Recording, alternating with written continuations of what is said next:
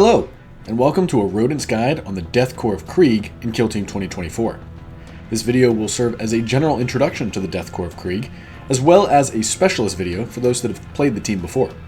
Like always, there will be timestamps in the video description below to help you navigate this guide. It does also include any changes to the team as a result of the first balanced data slate that dropped on 29 January 2025. My name is Mouse. Let's get into the video. The Death Korps of Krieg has been streamlined from the KT-21 version, now with the ancillary support options removed and defaulting to a 14 model kill team. 4 of those models have to be the standard trooper operative, but you can exchange one model at a time for a free ploy to use throughout the game. There might be some spice to this, but you can make that call yourself after we discuss the ploys available to the squad. Before we talk operatives, let's run through the faction rules for the Death Korps kill team. Guardsman orders are the bread and butter ability for the team. At the beginning of every turn, if your Watchmaster leader or confidant who has assumed command is still alive, they can issue an order to all friendly Death Korps operatives visible and within 6 inches. The available orders are 1. Take aim, which grants ranged weapons the ceaseless weapon rule. 2. Fix bayonets, which grants melee weapons the ceaseless weapon rule.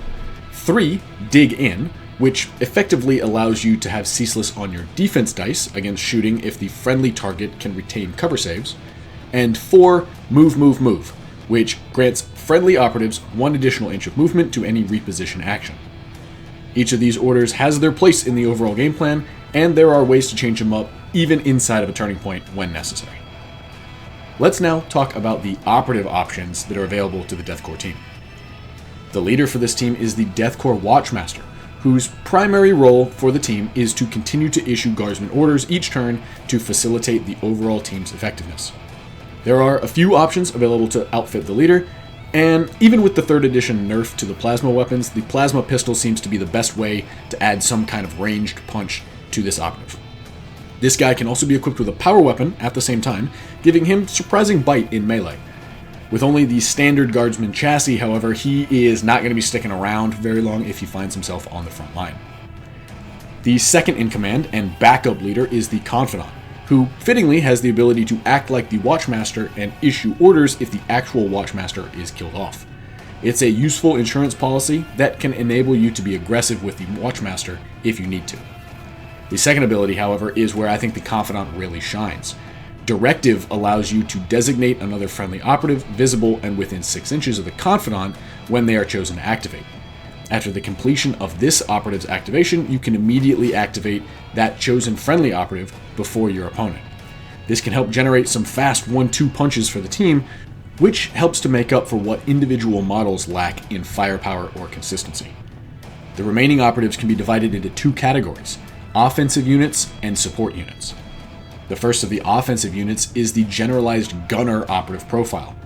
No special abilities here, but each gunner brings a unique weapon to the fight, each of which can be widely impactful.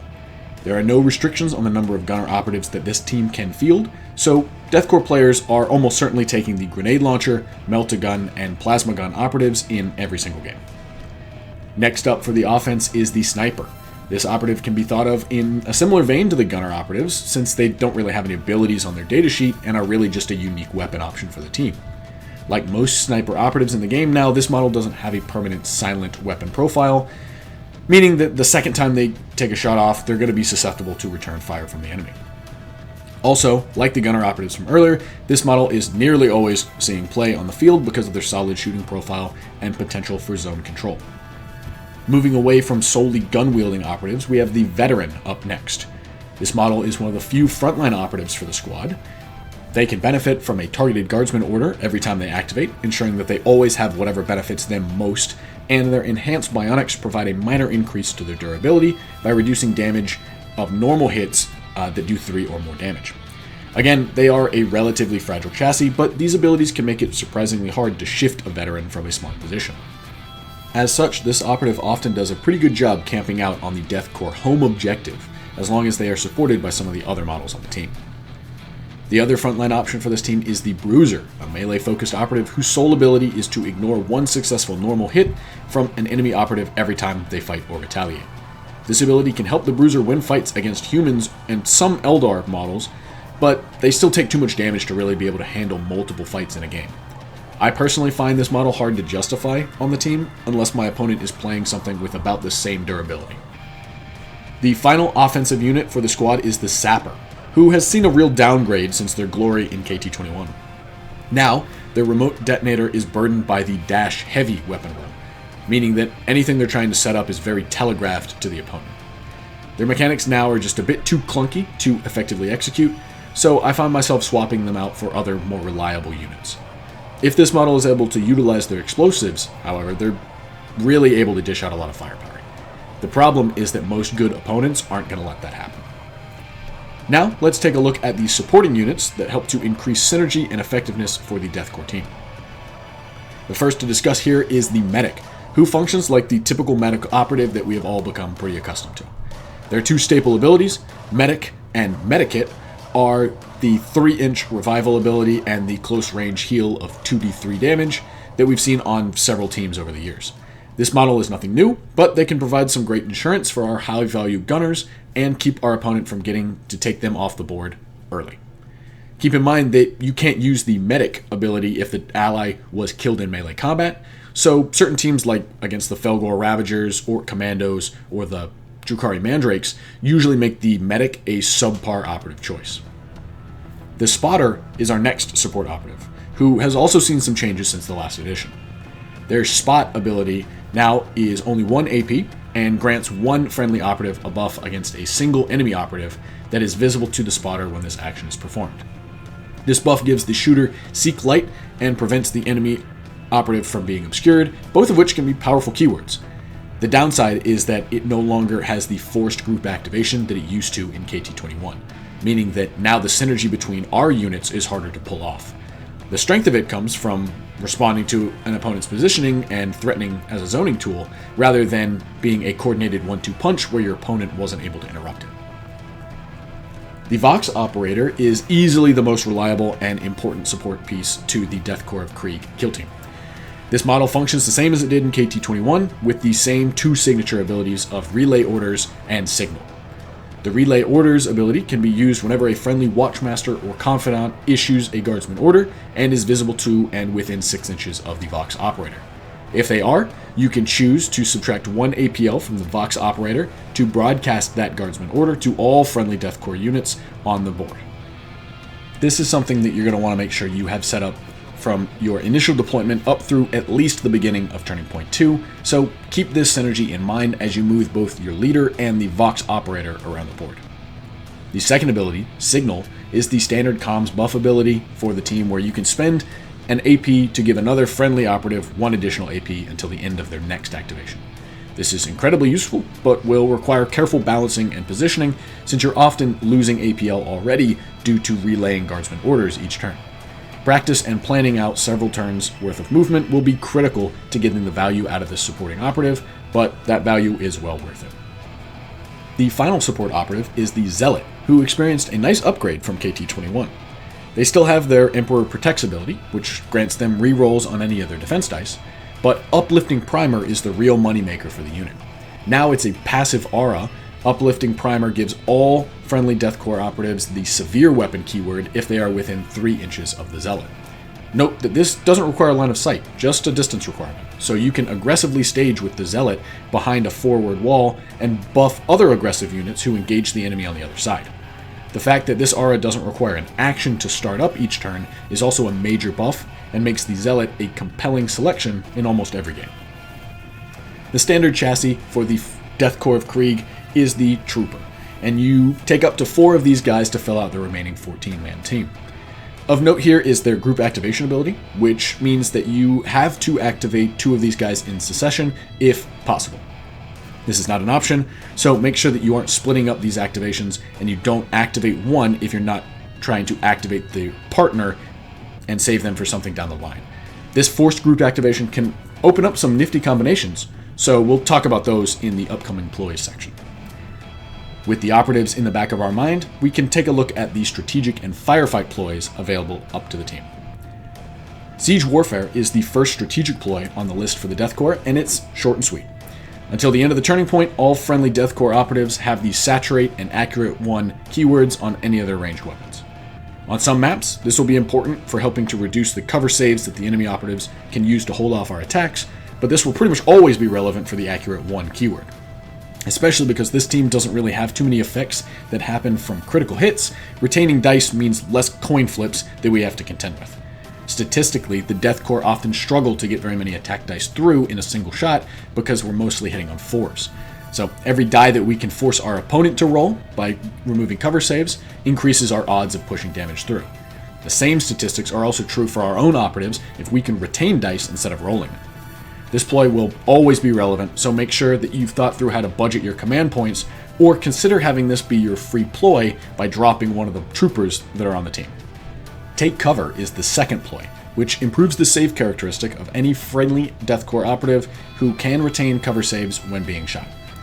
This can sometimes really increase the survivability of our operatives, since saving on 4s is much better than saving on 5s, but sometimes cover saves are easy to deny, which makes this ploy useless.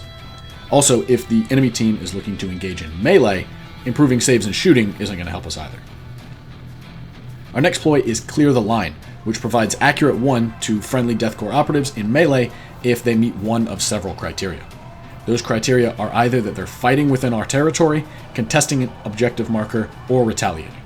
Any one of these will grant them access to this melee buff, which in turn reliably increases the ability of operatives to actually push through damage in melee or hit back when they're charged. The downside is that most Death Korps operatives are only 3 attacks in melee, meaning that the best that we can reliably count on is only ever getting 1 attack die through to inflict damage on the enemy. With this in mind, Clear the Line can sometimes ensure that we're getting that 1 hit, especially if we're using an injured operative, but make sure you need it to be only 1 hit and not 2, because that's much more risky. The final strategic ploy is Regroup, which is a new tactical option for the Death Korps team to consider. This ploy helps with spacing and maneuverability for the squad, so let's break it down. First, you select 1 friendly Death Korps operative that is more than 3 inches from enemy operatives. Then, each other friendly Death Korps operative within 5 inches of that selected operative, and not within control range of enemy operatives, can perform a free dash action in any order of your choice. But each operative that does so must end their dash closer to the selected operative. This requires careful planning in order to pull off, but it can be a powerful tool to rearrange critical operatives and get them closer to where they need to go. It's also important to note that this ploy cannot be used in the same turning point as the chronometer equipment, which we'll talk about later and you'll see why. This is a powerful ploy that can really turn up the heat on your opponent, since you don't have to use this ploy until after you know who's going first in a turning point, but it is definitely one where practice makes perfect. Just don't get too frustrated about having an operative just outside of range, or having the wrong one in the front so that they don't get to perform the dash themselves. It'll come with time and lots of trial and error. A pro tip is that the operatives performing the dash don't need to dash directly towards the selected friendly operative, just closer, meaning that they can still effectively dash forward as long as they end up just slightly closer to that selected operative than when they started. Moving into the Firefight ploys, Inspirational Leadership allows for either a Watchmaster or Confidant to issue a Guardsman order during their activation, either before or after they perform an action. This is a niche ability that can ensure you're able to get that one important order to that one important operative or group of operatives. It's a very rare use case, but it can help you if you weren't able to get orders issued at the beginning of the turning point. The second Firefight ploy, Combined Arms, is a ploy that should probably be used every turning point. After you roll your attack dice for a friendly operative's shooting attack, if you have shot the same target with a different operative earlier in the turning point, you can re-roll any of your attack dice. This is an excellent insurance policy for our team, since we only are hitting on 4s. I think that there might be some play to dropping the 4th Trooper and taking either this or Siege Warfare as our free ploy for the entire game. If you opt for that route or are planning to use this ploy normally, try to set up shooting attacks using less important operatives to ensure that your heavy hitters like the Plasma and Melta-Gunners have those rerolls available. In Life Shame grants a single friendly operative every Guardsman order when they are activated and given an engage order. Use this ploy when you need to benefit from 2 or more orders, most commonly the extra 1 inch from move, and the ceaseless weapon rule from either take aim or fix bayonets. As a squad of almost exclusively 2 APL models, it's hard to benefit from both take aim and fix bayonets at the same time, but the combination of extra movement and the ceaseless rerolls on the relevant attack is what you're primarily using this for. You can throw in buffs from the commsman to make sure that you are getting both take aim and fix bayonets to pay off, so keep that in mind when you're looking to play this. The last ploy, In Death Atonement, is a reskin of the same ability in the previous edition. Now, you can use this ploy whenever a ready friendly operative is incapacitated and it isn't within control range of enemy operatives. Before it is removed from the kill zone, that friendly operative can immediately perform one free action. It still counts as being injured for this action, if that's relevant. This is a good tool that ensures that you can get some value out of your powerful gunner operatives, but it can be played around if your opponent is able to kill them in melee to eliminate their eligibility for the ploy. Also, keep in mind that your operative is injured, so if they're shooting, they're going to be most likely hitting on 5s. This ability to now perform mission actions during the action, however, is super relevant and sometimes will enable an operative to do their job and not get picked off beforehand. The Death Korps of Krieg are the first horde team introduced into the game, and although the game has changed significantly since the last edition, the Death Korps remain largely the same. They like to flood the board and present several threats simultaneously to ensure that there's always a response and counterpunch lined up. They do feel fairly straightforward on the tabletop, specifically with their telegraphed ploys and their setups, but that doesn't mean that they don't do their things well. There are many auras and abilities to keep in mind, with most operatives being specialists that are the only one on the team that can do their specific job. Keeping track of all these individual pieces is the hardest part of the team, especially as the game gets more chaotic and operatives start being removed from the battlefield. Additionally, as standard human operatives, they are not durable at all, which makes this world of Kill Team a very scary place. Death Korps players will find that their misplacements of units will be swiftly punished, which can make for some hard lessons. The primary strength of this team lies in their synergy and cooperation across multiple operatives. For example, a play that I try to set up every game is a tag team move in Turning Point 2 using the Confidant and either the Melta or Plasma Gunner. As long as the Confidant has not assumed command from the Watchmaster, which the Watchmaster should be 100% alive since it's the beginning of Turn 2, and then the Confidant can use their chain activation ability to immediately have their buddy use a Melta or Plasma Gun on a high priority target at the beginning of the turning point. To buff this up even further, make sure that the Watchmaster has issued an order for take aim and that the Vox operator was eligible to pass that out to everyone. With the Confidant going before the gunner, make sure that they shoot first at the relevant target for the gunner, either with their bolt pistol or a crack grenade, so that the gunner has some added insurance options using combined arms as a ploy if the ceaseless reroll from take aim isn't going to be enough. Even more layers can be added if you're able to position the Zealot nearby to grant severe on all the shooting attacks, or if you have Siege Warfare active. Another easy opener to Turning Point 2 is the use of the group activation on the standard trooper operatives to chuck 2 crack grenades out and double team another critical enemy operative. These crack grenades will also benefit from Take Aim, Siege Warfare, Combined Arms, and or the Zealot's passive aura if those are relevant. It's through the combination of these tag team strikes like this that the Death Korps team is able to effectively leverage their superior numbers against their opponents. Just keep in mind that the whole team is primarily hitting on 4s, which means that a lot of their shooting can feel very swingy. To mitigate this, you'll need to be shooting the enemy a lot, and I mean a lot, in order to bring them down. Just remember that every die you can retain means one less of having the chance to fail on a roll. Let's talk TAC Ops for a moment.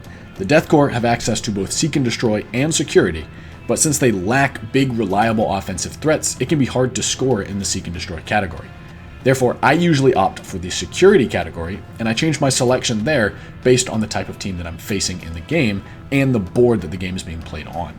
Some teams and some maps are easier for Take Ground, but others will favor Contain instead. The Death Korps don't have an auto-take TAC Op, in my opinion, and that's mostly because it's hard to guarantee maxing out anything in particular, which is what makes many of the best teams in the game reliably the best right now. That doesn't mean that the Death Korps can't compete, it just means that you're not going to be likely to max out your TAC Op every game like you can with some other teams. Another thing that the Death Korps don't have at their disposal is a suite of amazing ploys. In truth, their strategy and firefight ploys are okay, but few of them really move the needle too much statistically outside of Siege Warfare, Combined Arms, and sometimes In Death Atonement. This means that you're freer to use command rerolls than you might otherwise be using on other teams. And that's sometimes nice, since we're talking about unreliable shooting of hitting on 4s. More dice being rolled helps to smooth out that data curve. The final point to keep in mind with this team is that you're going to lose operatives, often 2 in a single enemy activation, so don't get caught off guard or flustered when this happens. Just try to keep the value out of each operative before they die so that you can continue to lean on the numbers advantage of the team. If the enemy is killing models that have already done their job, then you probably have time to get somebody in place to do that dead unit's job for the next turn.